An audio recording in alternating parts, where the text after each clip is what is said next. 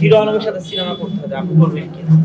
আমি সেটা অবশ্যই করব না, বিকজ অফ আমি কাজ কম করি, বাট আমি অনেক বেছে বেছে কাজ করি। আমি চিন্তা করি যে আমি যে কাজটা করছি সেই কাজটা করে আমার কতটুকু আমি বেনিফিটেড হব, বা দর্শক কতটুকু নিবে, কতটুকু আমাকে ভালোবাসবে, সেই চিন্তা করে আমি সবসময় কাজ করি। সো অবশ্যই আমি হিরো আলমের সাথে আমি কাজ করব না, আমি কাজ করব সাকিব খানের সাথে। আমি কেন হিরো আলমের সাথে কাজ করব? আচ্ছা, আপনি যে কথাটা আপনি বললেন যে আপনি হিরো আলমের সাথে কাজ করবেন না, কিন্তু সাকিব খানের সাথে কাজ করবেন। একজন নায়িকা হওয়ার জন্য যে গুণাবলীটা দরকার, বা একজন আর্টিস্ট হিসেবে যে গুণাবলীটা দরকার, আপনার ভিতরে কি এরকম গুণাবলী আছে কিনা, আপনি বিশ্বাস করেন কিনা?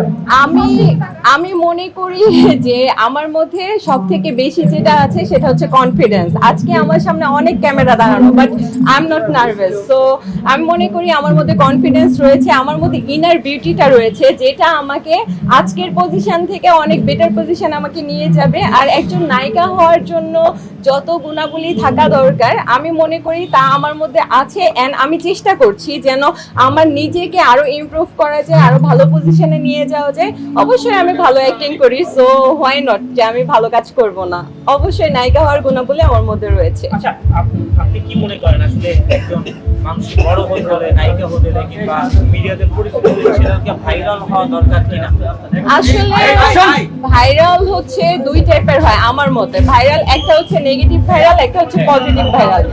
আমাদের এই সমাজে দেখা গিয়েছে অনেক নেগেটিভ ভাইরালটা হচ্ছে। আমি কখনো চাইনি যে আমি নেগেটিভ ভাবে ভাইরাল হই, কারণ হচ্ছে পজিটিভ ভাইরালটা সারা জীবনের জন্য, আর নেগেটিভ ভাইরালটা মানুষ দেখবেন অনেক ঝরে পড়ে, কারণ নেগেটিভিটিটা আমাদের দর্শকরা পছন্দ করে না। সেই জায়গা থেকে আমি মনে করি যে অবশ্যই পজিটিভ ভাইরাল বা পজিটিভিটিটা, ইভেন তো আপনাদের সাংবাদিক ভাইদের কাছে আমার একটাই রিকোয়েস্ট, সব সময় আর্টিস্টদের পজিটিভিটিটা তুলে ধরবেন, কারণ আমরা যেহেতু মিডিয়া পার্সন, আমরা যদি মিডিয়া পার্সনদের রেসপেক্ট না করি তাহলে বাইরের মানুষ, দর্শক সেটাকে ভালোবাসবে না। কয়েকদিন আগে আমরা দেখলাম যে আসলে একটা সিনেমা কিংবা কোনো কিছু করলেই তারা নায়িকাও প্রতি দেয় যে নায়িকা, আমরা নায়িকা আমাদের। আপনি কি মনে করেন একটা মানুষের ভিতরে, যেমন আপনি একটা কন্টেস্ট থেকে আসলেন মডেল হিসাবে, তারপর নায়িকা, কিন্তু তারা নায়িকা প্রতি দেয়, তারপর হচ্ছে খারাপ কিছু ভিডিও করে, খারাপ কথা বলে, ভাইরাল হওয়ার পরে তারা নায়িকা দাবি করে, তাদেরকে নিয়ে আসলে আপনি কি বলতে চান? আসলে আমি পার্সোনালি কাউকে নিয়ে সমালোচনা করতে পছন্দ করি না, আমি সবসময় আলোচনাটাই পছন্দ করি।